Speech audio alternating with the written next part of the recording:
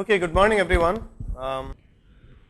So what we covered yesterday was getting started with the interpreter, the basic language, the interpreter. We showed that there is a basic Python interpreter and the IPython interpreter. We showed you how to use both. Then we looked at the basic data types and operators that are available in Python. These are mainly numbers and sequences and the Boolean type, and we looked at how we can use all of these, and we also looked at certain common patterns in the sequence types. And then we moved on to strings, did strings in some detail, and then we did conditionals, which is basically the if, else loop, conditional. Then we looked at loops, which are the while loop and the for loop. And then we looked at input output, we looked at the print statement, we looked at some string formatting, we looked at raw input and how you can present a prompt to a user and get back what they type. Then we looked at input and output through files, how do you read a file, how do you write to a file. And then we looked at how to create functions. So in interim period we solved a little problem of parsing a data file which had about 40,000 records. Those were processed and run and used in order to calculate the average marks obtained in mathematics in region B. And then we went on to functions and did functions in some amount of detail, and we stopped with doing functions. So the next topic will be tuples, dictionaries and sets. We will try to finish that in the next session. So the next topic is tuples. Tuples are very similar to lists.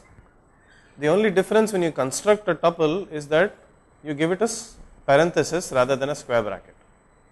And just like lists, tuples can contain heterogeneous elements. The elements don't have to be all of the same type.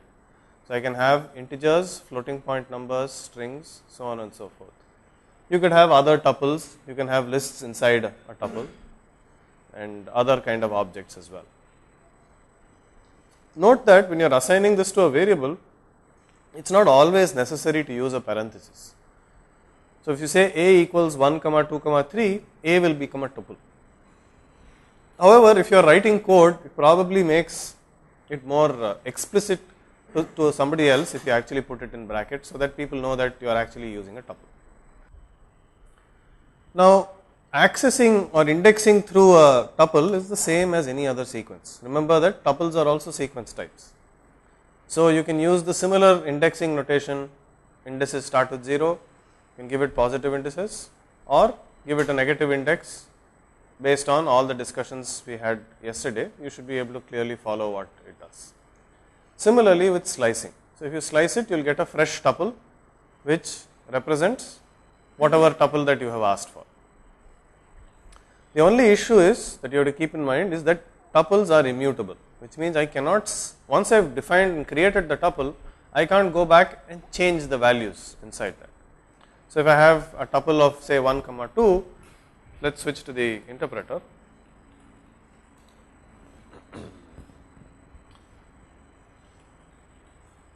If I say t is 1, 2, I cannot set t of 0 is equal to 3, for example. Okay, it will give me an error at this point. Now there are some interesting things that you can do with Python thanks to something called tuple unpacking. Now supposing I have two variables, I am trying to swap two variables. I have a and b. I want to swap a and b. So normally the code to do that would be temp equals a equals b equals temp. Okay, this is the usual swapping variable approach that you would use in say C or something. But in Python, it is possible to do it this way instead. You can say a comma b equals b comma a. Okay, it's a lot more convenient to do, especially because you don't have to deal with this temporary variable. Okay, what is happening here is, this is also true when I am doing things like, if you look at the interpreter, I can do x comma y equals 1, 2. What is happening here is something called tuple expansion. If I print x, x is 1 and y is 2. Type of x is integer. So essentially what happens is in Python, it looks at the left hand side and the right hand side. They are both looking like tuples. It tries to assign one to the other.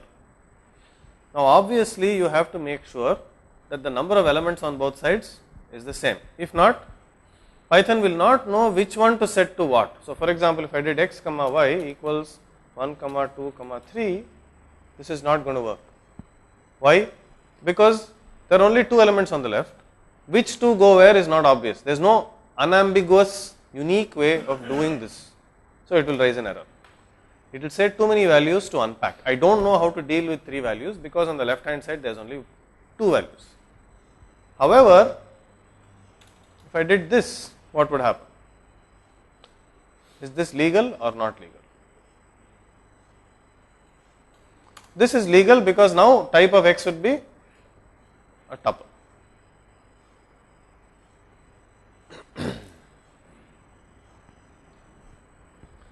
Okay. So what you have to keep in mind is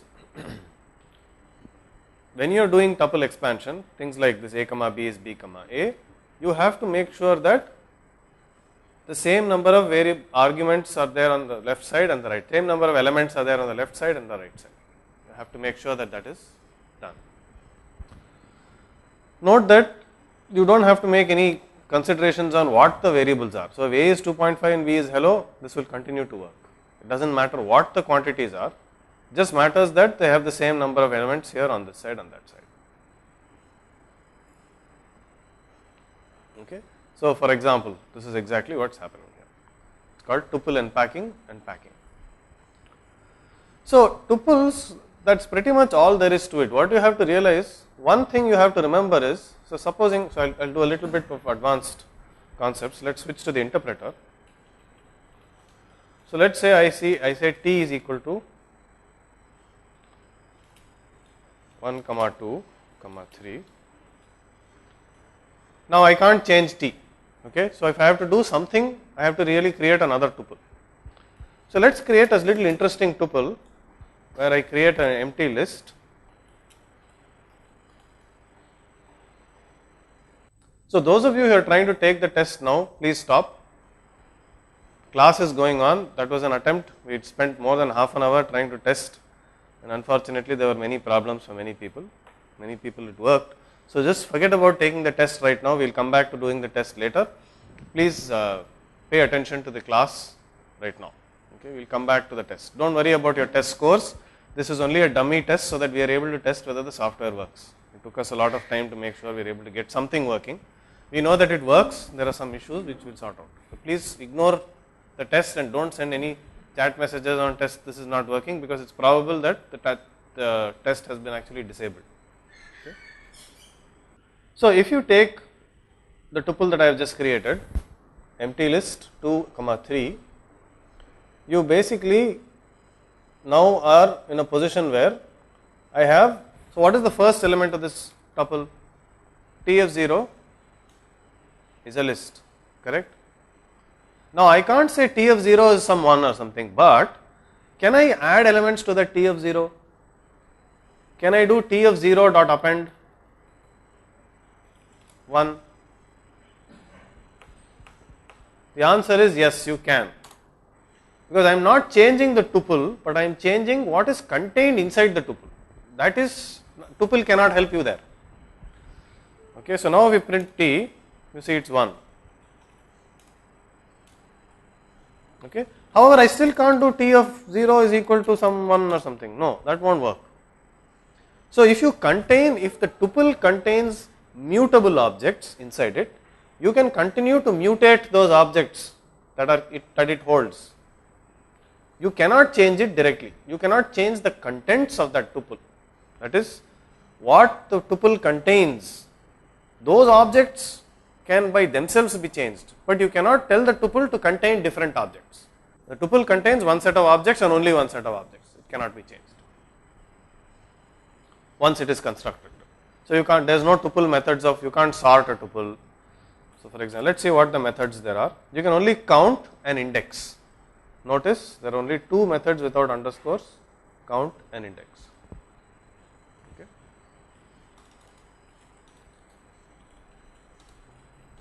two more useful tricks that are again not explicitly in the slides. The first is, how do I convert say a tuple to a list and vice versa?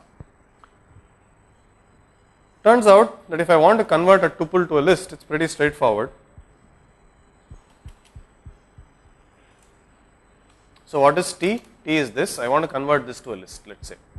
I can say L is list of T.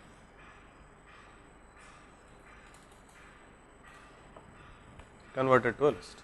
Now I want to convert this list to a tuple for whatever reason. So L1 is list of,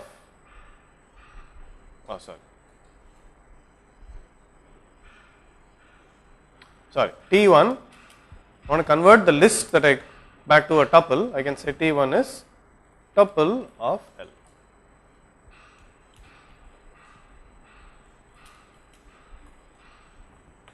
Okay. Remember that it's doing a value comparison. These two tuples are possibly different objects.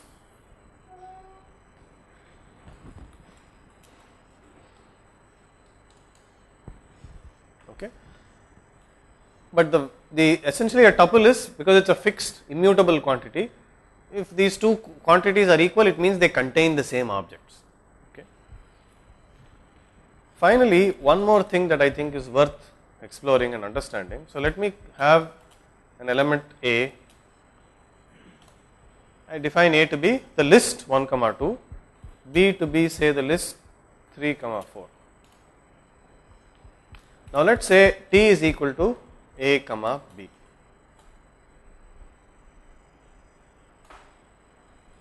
Print T. Now what do you think would happen if I did A dot append? So now if I did A dot append 3, what do you think should happen? It's obviously not an error. A is now this. What do you think T should be? So before we answer it, let us think about what is happening. T originally was created as A, B. A was 1, 2, B is 3, 4, both are lists. I can now change A because A is a list, I have access to it. I can say A dot append, I have now made A as 3. So if you go back to the discussion I had in some detail yesterday about objects, names, namespaces, you will know that when I say T is equal to A, B, it means that this T is essentially containing the first element is an object whose name currently is A. A is again a name of this object 1, 2, this list object. So now that I have changed the list object itself by appending, the tuple should also change. Correct? Why? Because this name that I have assigned inside here refers to an object, and that object has been changed. Therefore, if I print T, I should see the changed values. So please keep this in mind.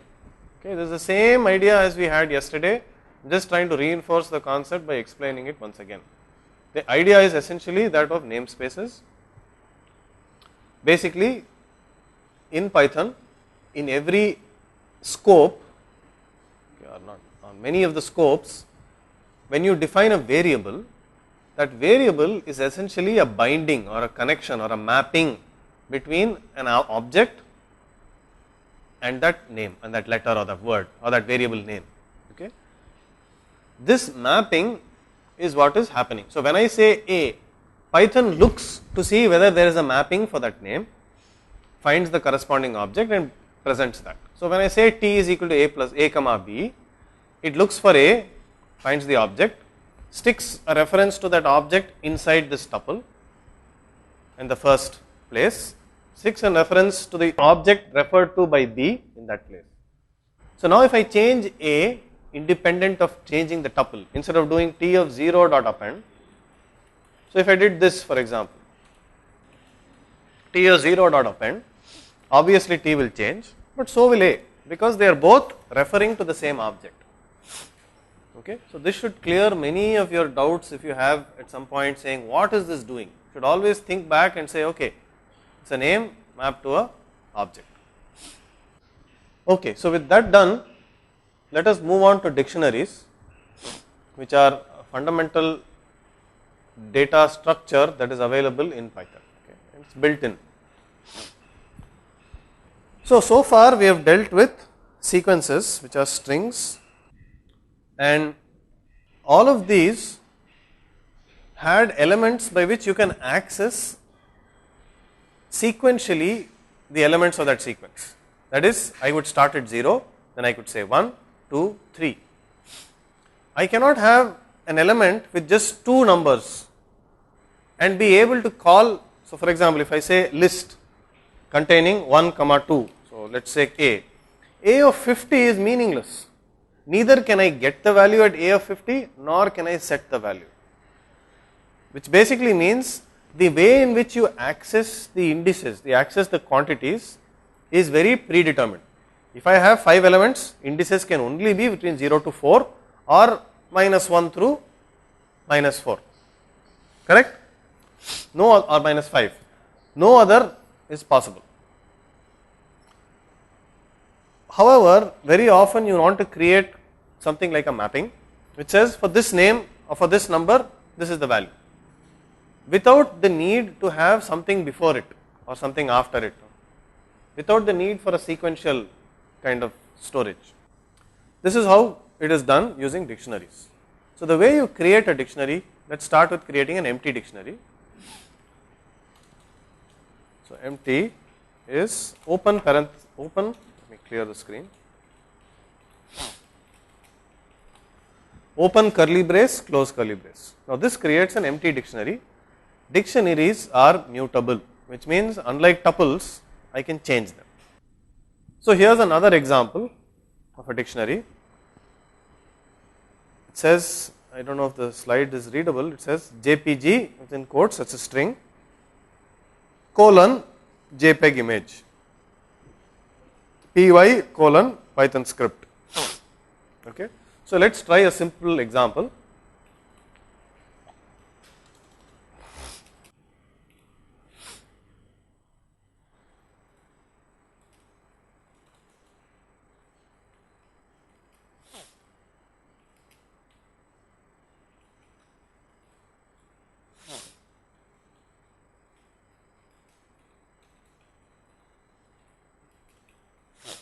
Okay. So in this line, I have not yet interpreted this line. The left hand side is the variable ext. This curly brace implies that I am starting to create a dictionary. Now this is called a key. Okay. What's on the left of this colon is called a key. So for the key JPEG, the value is image. For the key text, the value is text file. So once I create it, I close the curly bracket, hit return, and now let us print this and see what it is. So it says txt text file, jpg, JPEG image. So this is now, let us see what is the type of this. It is called a dict or a dictionary. Okay. Notice that there is no ordering of these keys. I entered the keys here as JPG first, txt next, but when I print it, it comes out as text JPG. So don't worry about any ordering with these keys. The point is, I now have a mechanism by which I can store keys with some values. So how do I access these? So let us look at this. ext open bracket jpg close bracket. I will repeat this. Print ext open square bracket, give it the key name, close square bracket, and that is JPEG image. So if you don't print it, you can actually see it is the JPEG image. So essentially the syntax is dictionary open bracket key close bracket. This is how you access an element of this dictionary, and notice that it does not have to be 0, -1. The name that you access it through is through the key name. Okay. So for example, if I say ext of 0, it will say sorry, key error, I do not know of any key called 0. So if you want to create a key like that, you say, we will come to that in a little while. So is it clear? Ext of JPG is this, ext of txt is text file. Okay, how did I create this? That is how I created it. But now supposing I want to add a new element, how do I do it? Very easy. I can say ext of cpp is C++ file.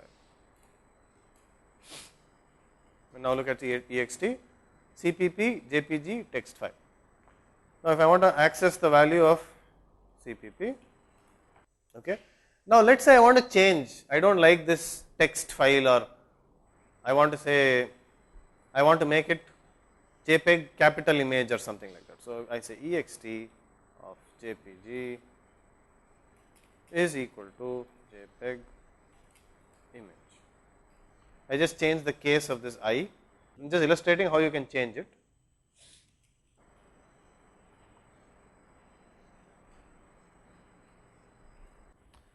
Now supposing I want to say, in addition to these keys, I want to have 0, no problem. I will say ext of 0 equals a thing. And now I can say ext of 0, that will also work, but ext of 1, no way, that is not going to work, because there is no key called 1. Ext of JPEG continues to work, everything else continues to work as before. So now I do not want this 0, because it is not an extension, I want to remove it. To remove it, you do del ext of 0, that is gone. Okay.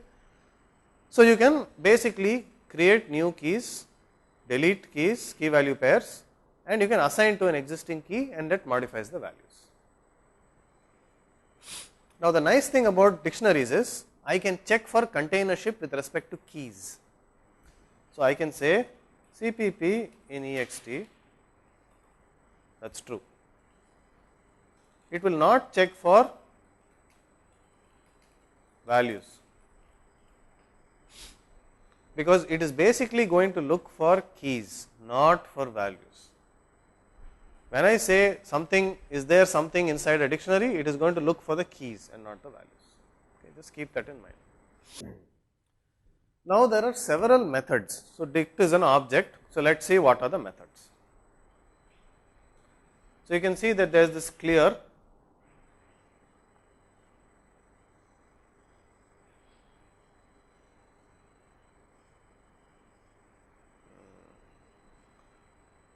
notice all the methods, there are several with these double underscores, forget them. Consider all of these other ones here, the ones below that clear. These are all the methods that we have access to, that we can use. One is clear, copy, from keys, get. Get is interesting, so let us look at get. Get basically says dictionary.get key, okay, and an optional value called a default. So the idea is this.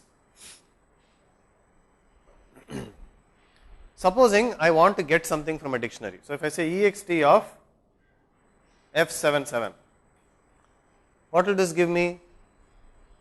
What should this give me? Ext of F77, sorry, key error. So it should give me a key error, because there is no key called ext of F77, because ext has only cpp, jpg and txt. But supposing I say if there is no error, if there is an error, I want you to give me some default and not give me some error like this. Get will do that. So if I say get F77 and give it a default value of say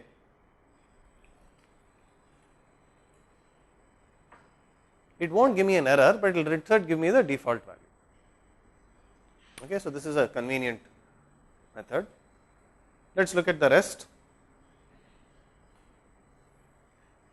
There is something called has key. Using this you can check containership essentially. There is something called items, iter keys, iter values, keys, pop, update and values. Out of these,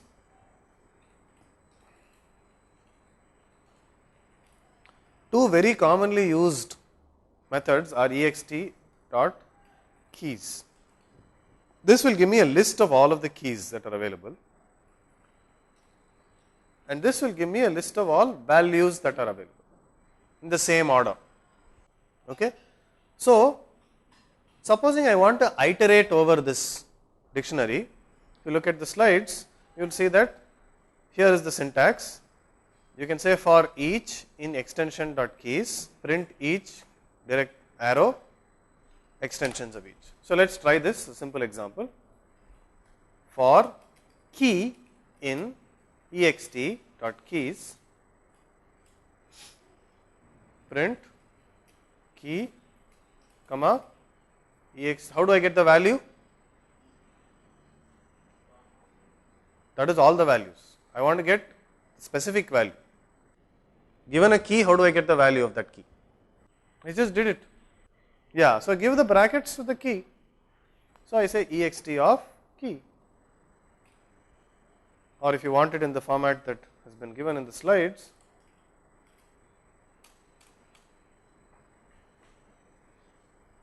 okay. Is this clear? However, you can be lazy and not have to do this at all, because if you just did for key in ext, it will still work. By default, if you iterate over a dictionary, it will give you the keys. Is this clear? So let us do some more.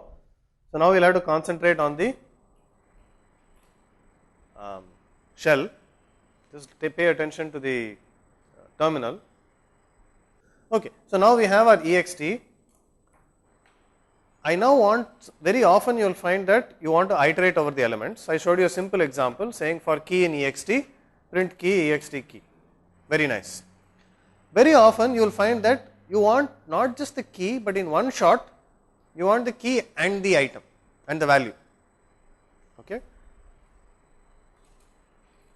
To do that, you can do for key comma value.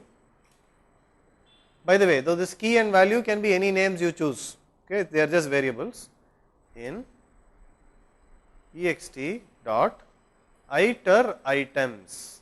This is a special thing. So for key comma value in ext dot iter items, print key value. So iter items basically iterates over every key value pair and returns them as a pair. So let us see what it does. Actually this won't. What it does is essentially does what items does. Items now returns a list of tuples, one for each key value pair. So at the first iteration level, it will get CPP comma C5, C++ file. Now this is a tuple, this side is also a tuple. So what is done is tuple expansion. It will set these two to those two and set the key to CPP, the value to C++ file. So essentially it is doing the tuple expansion in a very convenient form for us. Is this clear?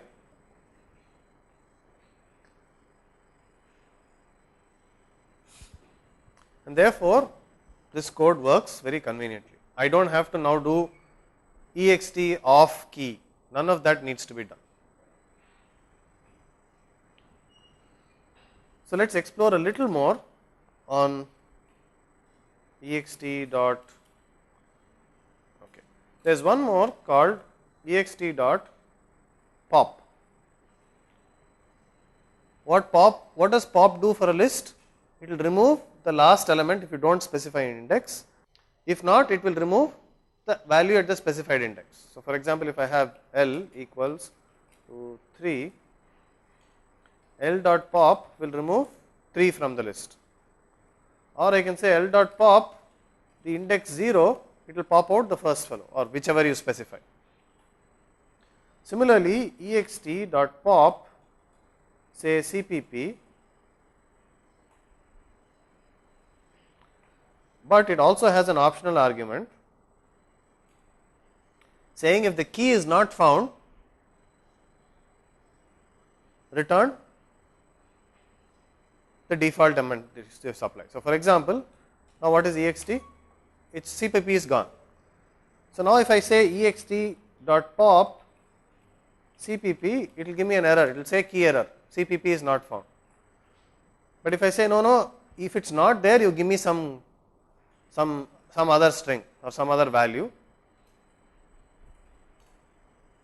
it gives me not found without giving me an error. It is kind of like get, that is, it returns the same default instead of giving you an error.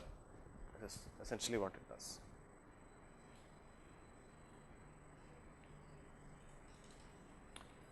So, there are some other methods like there is update,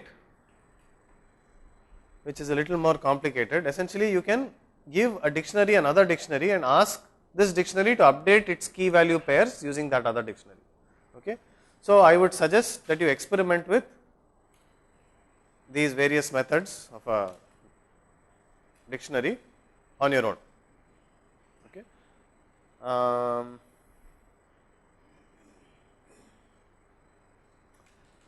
By the way, so if you want to only iterate over the values of a dictionary, easy, for v in ext dot values print v.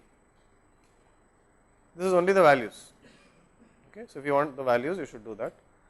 There is of course keys, which I have already shown you. This will only give me the keys. Okay. So, basically dictionaries are an extremely powerful, you may not realize how powerful they are, but very often they are the perfect solution for many problems. For example, if you are trying to create some kind of a simple internal database, or you are trying to create a simple mapping internally for whatever programming purpose you need, a dictionary would be an ideal object to use. Okay. So, there is one important thing you need to remember when you are using dictionaries, is that the keys generally avoid using mutable objects as keys. You can use anything as a key, by the way. So, for example, you can use almost anything can be used. So, I can say ext of 1 equals 100, 213, no problem, this works. Ext of 3.14 1592 equals pi.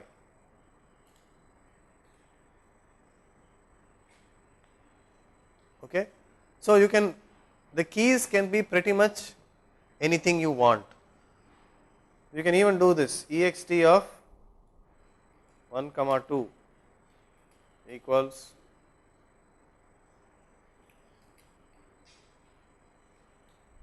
also works, but do not try something like this, ext of some mutable object. So, let us say d equals ext of d equals,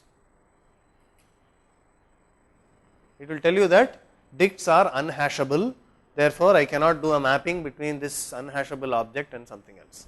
In general, it is a good idea to not use something that is mutable as a dictionary key, and very seldom do you actually need it. Another thing you could try, for example, is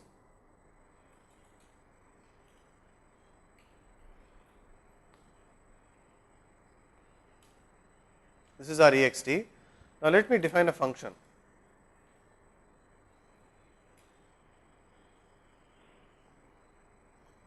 Ext of f equals, that works. Okay. Similarly, I can do the reverse.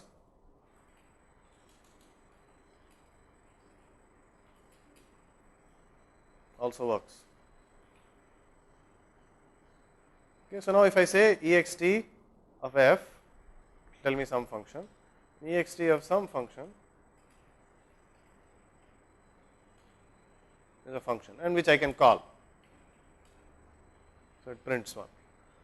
So, the advantage is I can store, I can use this for various purposes. So, supposing I want to, for this function, that is the document, for this is the thing, or I want to dispatch, if when this function is called, call that function. So you say, okay, you have a list of strings and a list of corresponding functions. Instead of maintaining two lists, you store them in a dictionary. So there are a lot of patterns where dictionaries are like the ideal tool for your job. So it's a good idea to master how to use dictionaries and use them effectively. So we'll give you some assignments over the course of the day to make sure you are able to use these dictionaries. So with this I am finishing the dictionary part. There is a question about namespaces and someone wanting me to explain namespaces. So maybe what I will do is I will take this whiteboard and explain to you on the whiteboard what the. So in Python there is, so you can imagine it like this. So there are these objects.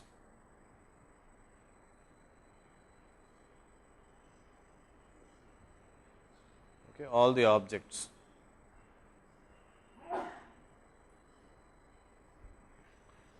So for example, if I have a list of 1, 2, 3, and let us say I have 1.125 another object, and then I have some dictionary, okay, some function,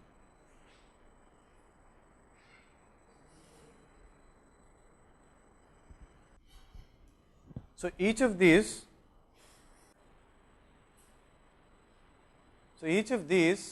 is an object. Okay. So if I take say this object, if I have a namespace,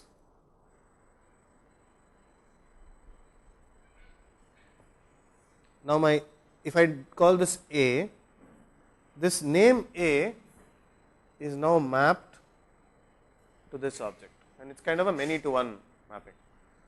So if I were now to write some Python code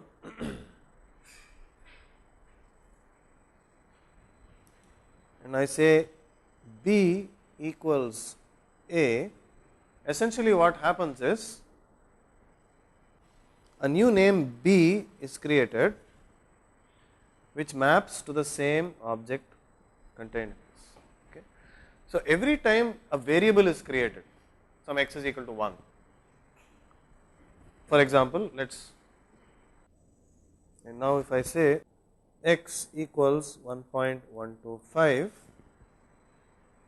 what happens is a new name x is created. I have a new name x which is bound to this object 1.125.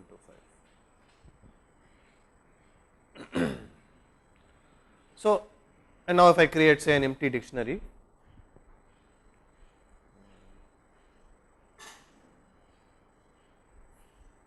this thing is mapped to that. Okay.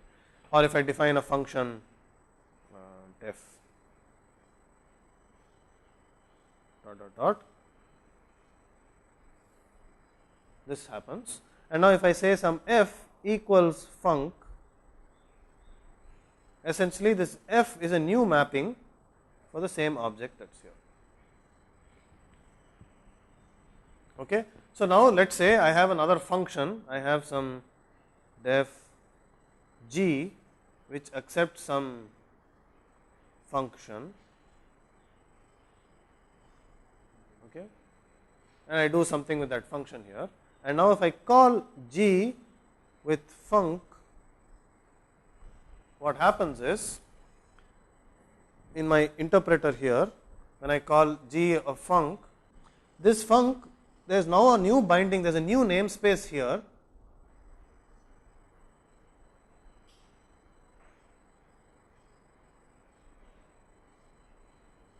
that is local inside this scope, and this fellow will define a function which again points to the same object.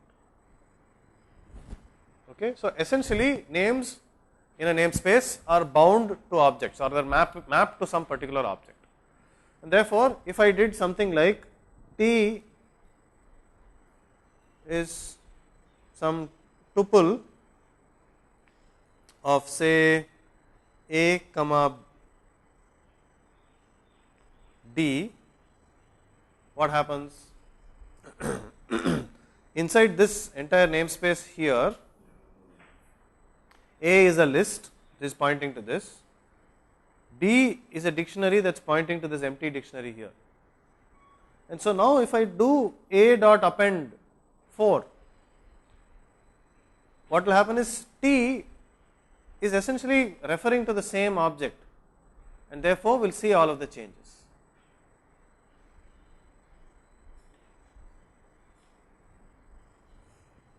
Okay. So this is a high level understanding of namespaces. Is essentially, if you want to summarize it in one line, names are bound to objects, that is all. And this is a central theme in Python. Everywhere you see there is namespace means name bound to object, name bound to object. So whenever you do these variable assignments, if you are calling a function, you are passing, do not get confused with pointers. These are not pointers, you are not passing pointers, there are no pointers in Python. There are only names that are bound to objects, and new names can be constructed at will. Okay. Now the only thing you may want to sort of, an additional fact you may want to recall is, when I do del of A, what that means is this name binding is broken. So that means when I do del of A, this connection is lost, that A is no longer bound to that object. So what should happen now to T? Will T be gone?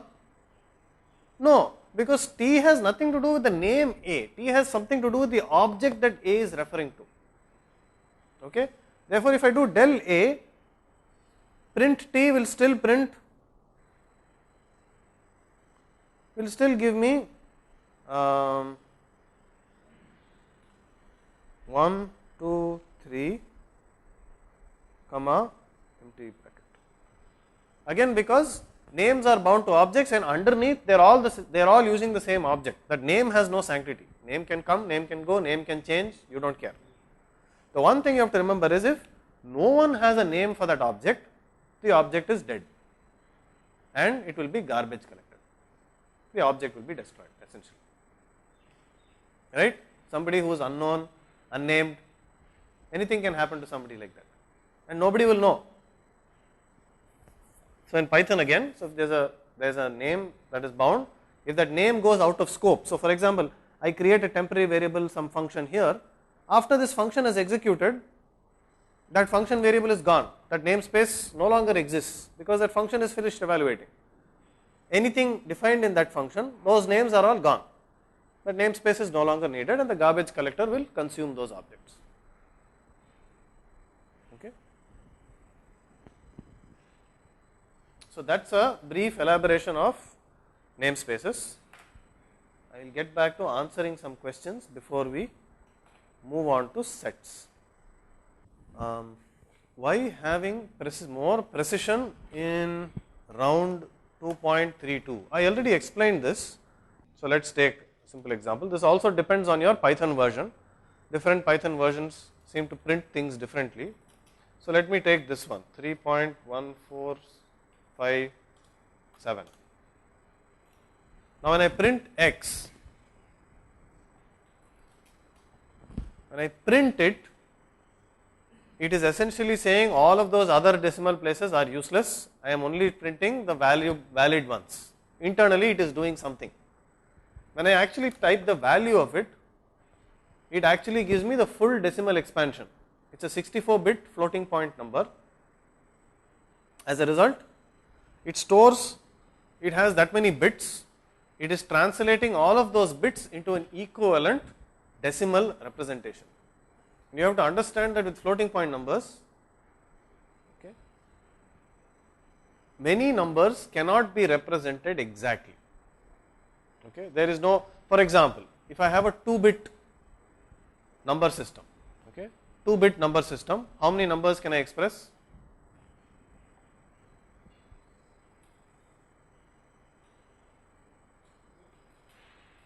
If I have 2 bits, How many numbers can I express? Anyone can answer? How many integers? Positive integers. Let's not worry about negative, positive. Positive non-zero integers, how many can I express? 2 to the power 2, correct? Each bit can be 1 or 0, 2 bits. So I have 0 1, 0 1, 0 1, 0 1. So there are 4 possibilities.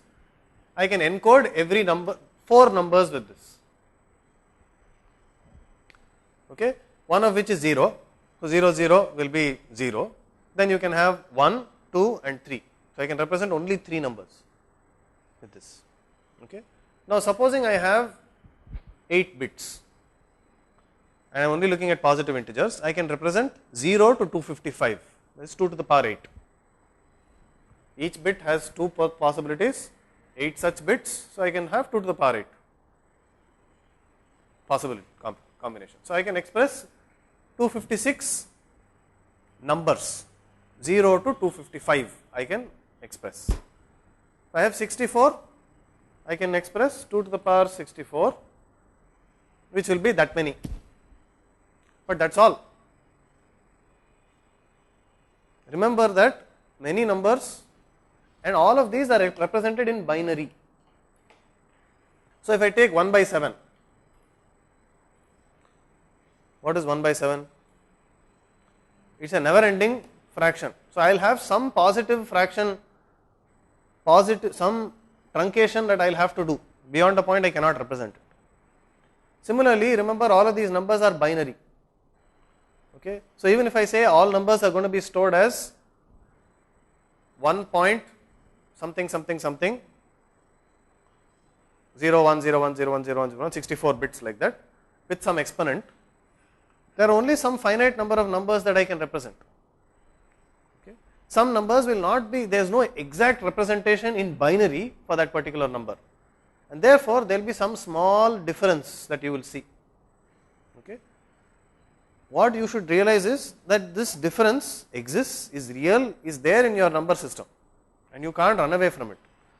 And when you print the value of such a number, so if I take 1.0, it is fine, because 1 can be exactly represented. Why? What is 1? The bit 1. Bit 1 with exponent 0 is 1, right? But if there are some numbers, for example half, any power of 2 will be exactly represented. So if I take 1.0 divided by 256, it is exact. There is no trailing 0 0 0 0 2 something, none of that. But what about 1 by 3?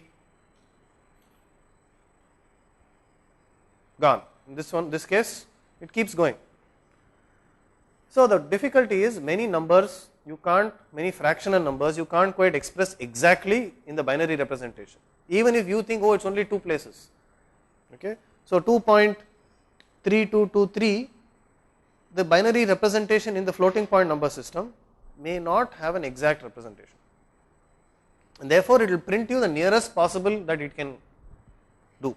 So when you get the answer may not be exactly what you have, which is why when you talk of floating point numbers, never do an exact comparison. For example, if you are expecting some value to be 0.3, do not ever do x is equal to 0.3. Instead you should do, if absolute magnitude of x minus 0.3 is less than 1 e to the minus whatever precision you determine,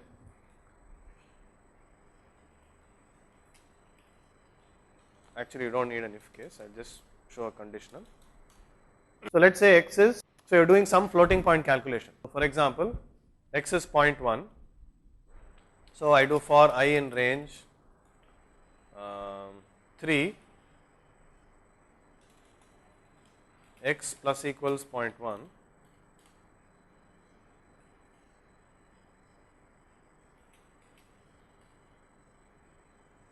even though I added 0.1 3 times to x.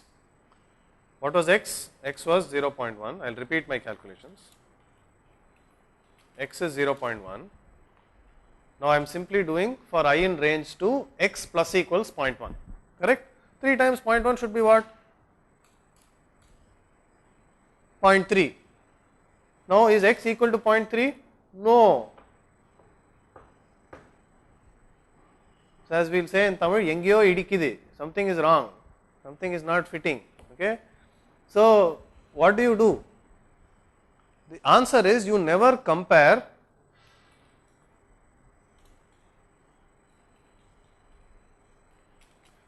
if I did this, what is ABS of x minus 0.3? It will be the absolute value of the difference. Look at the value, it is 10 to the minus 17.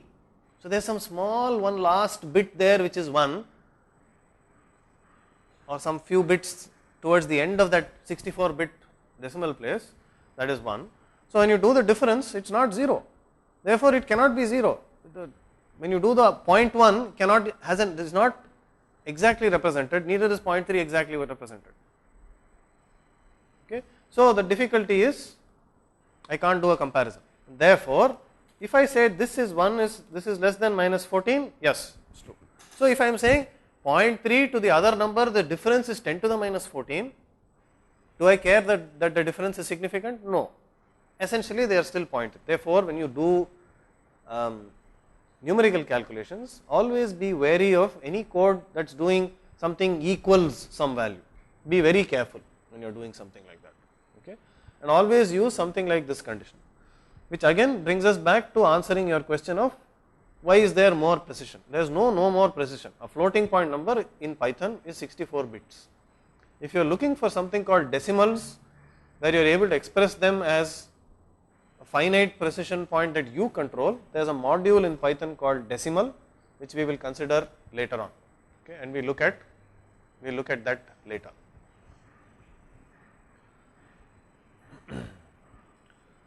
The next question is how to perform addition of variable number of arguments with same function. I am sorry, I do not understand the question. Are you saying sum of 1, 2 you can't do? You must make it a sum of 1, 2 in the bracket. It has to be a list. Or are you asking how do you create a function with variable number of arguments? Is that the question?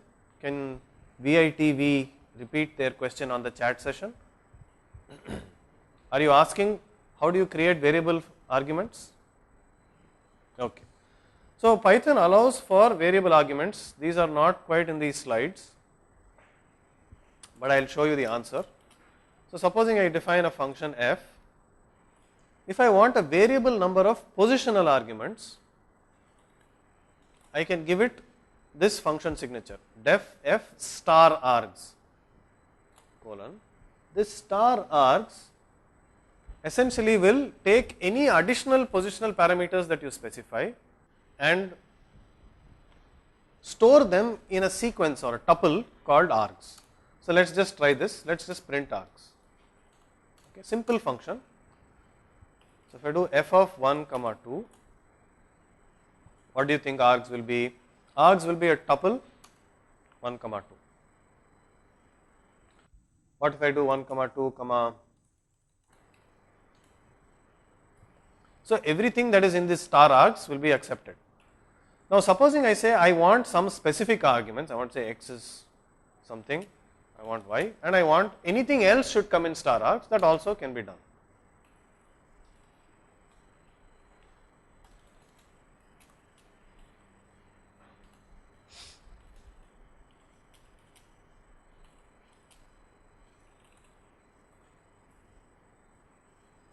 So notice that anything that was additional was simply stored as this tuple args.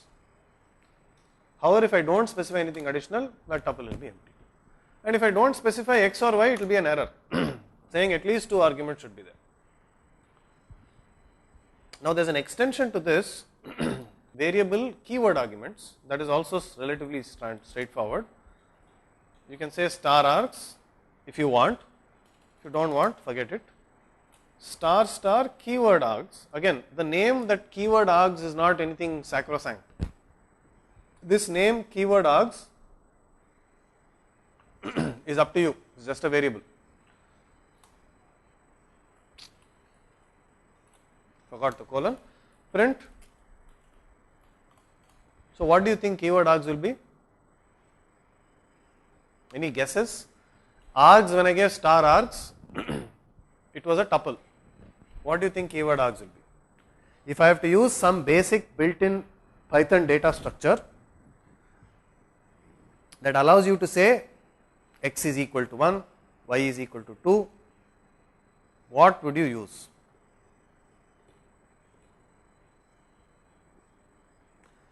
So think about my question and then I will get back to your answer. The next question is, so I want to see whoever asks me that question, I want you to answer this question for me. When I do def f star star keyword args, what am I expecting? I am expecting that I can pass arbitrary keyword arguments. What is a keyword argument? Greet name equals word. This is a keyword argument. I can call it as name equals Guido, greet equals hey. So I am essentially using keyword argument, means I am saying this is the name, that is the value. So very good. So someone has answered to me that star star keyword args is a dictionary. Absolutely correct. Therefore I can continue answering the question. So now I can say, let us call it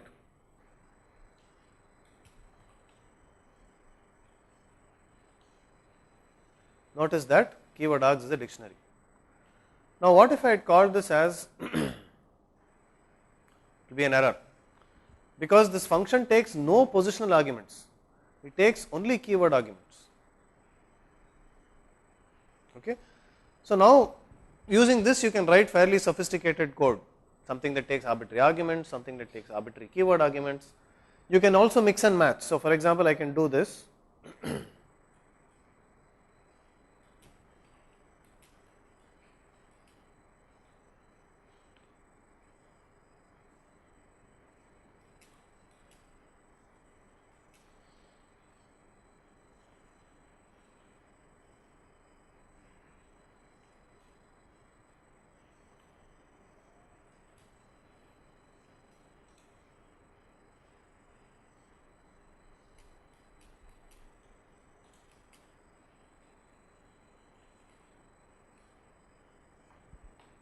okay. So once again I will repeat what I have been saying all of yesterday. If you want to experiment with some of these things, just type out on the interpreter, play around, you will understand what is going on. Okay. It is not very difficult. Since we are on the topic of this functions calling with arbitrary arguments, now supposing I have a list and I want to call a function with the elements of that list as positional arguments. So let us say I have def func x comma y, def func x comma y comma z, simple function. I want to call it with the elements of a list, that is somehow programmatically I was given 3 arguments which are in a list. So my args is 1, 2, 3.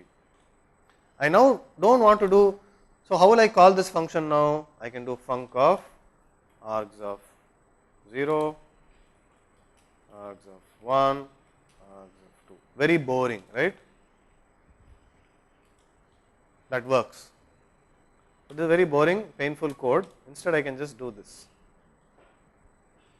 What it will do is it will take that function, take the sequence, expand it out into the number of arguments that are necessary, return it to Python and call that function. Okay. Similarly with keyword arguments. So if I have a dictionary, I say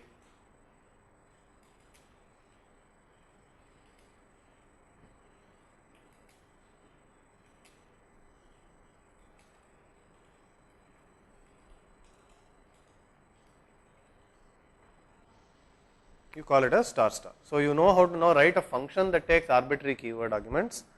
I know that I can call a known function with certain keyword arguments using a dictionary. So you can do both this way and that way.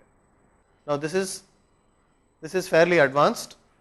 So today we will try to do some elements of advanced Python programming as well. So if you have even some crazy question like this, I will be able to answer. But so pay a little careful attention to this, to what has been done so far. And the secret of doing a lot of these things is to experiment and think. There is no escape to, don't blindly type something and then Google the answer. It's not a good idea. You should be able to think about it and say, that's why I am trying to stress on things like namespaces, trying to stress on experiment, look at the error messages. All of those things are very important for you to do. Is there any command line argument in IPython? I am not clear as to what your question is. Are you saying, are there command line arguments to IPython? Yes, certainly there are. The way to find out is the standard way for any Linux tool. You do IPython -- help, it will tell you a lot of information.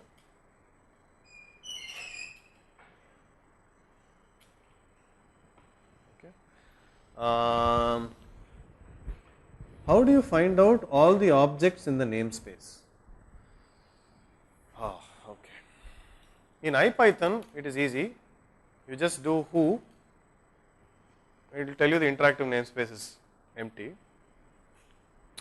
However, if you want to know how to do it with pure Python, there are two dictionaries that are available typically. They are called locals, okay, and globals. Now this is pretty deep stuff. If you go down to globals and locals, you can start doing nasty things. If you don't know what you are doing, I will not help you. Okay. Be very careful when you start mucking around with stuff like this.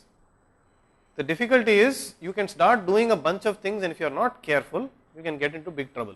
Big trouble as in your files and all won't get deleted. Just your Python session may go for a toss. So be careful when you start playing around with things like this. But basically, the globals and locals dictionary gives you access to the current namespace and what is defined in it. Okay, so you can see a lot of internal stuff that is available when you do that. But generally, inside the IPython session, who, %who, all % commands are basically IPython special commands. They are not available in normal Python. There is also whos. So for example, if I say x is 1 and I say %who, I will get x. If I say whos, it will give me more information. It will tell me variable, type and information. Okay, convenient. So if I define say f,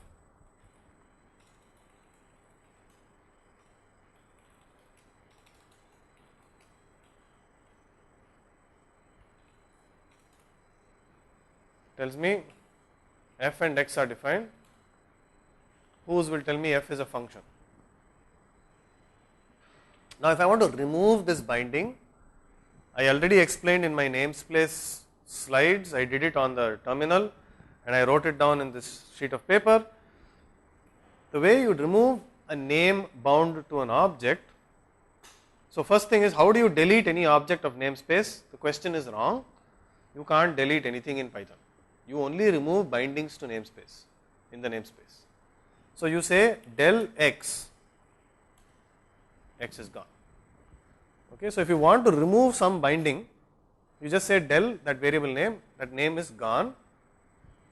The thing to remember is, as soon as there are no names bound to that object, the garbage collector internally in Python will clear it up for you. You don't have to worry too much about it. Okay? Okay, so I think I have answered all outstanding questions up to this point.